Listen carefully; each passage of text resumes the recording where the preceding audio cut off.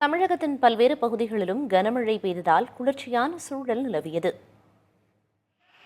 புதுக்கோட்டை மாவட்டத்தின் பல்வேறு பகுதிகளில் தொடர்ந்து 4வது நாளாக மழை பொழிந்தது.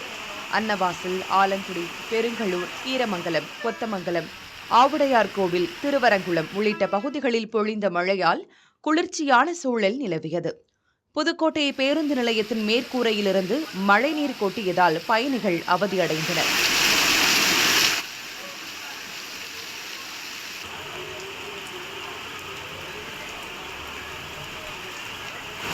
சிவகங்கை மற்றும் அதன் சுற்றுவட்டார பகுதிகளான மானாமதுரை, திருப்புவனம், திருப்பத்தூர், காரைக்குடியில் 2 மணி நேரத்திற்கு மேலாக கனமழை பொழிந்தது.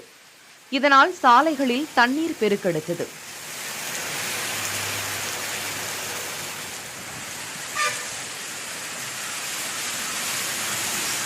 புதுச்சேரியை அடுத்த காரைக்காலில் 1 மணி நேரத்திற்கு மேலாக வெளுத்து வாங்கிய கனமழையால் குளிர்ச்சியான சூழல் நிலவியது.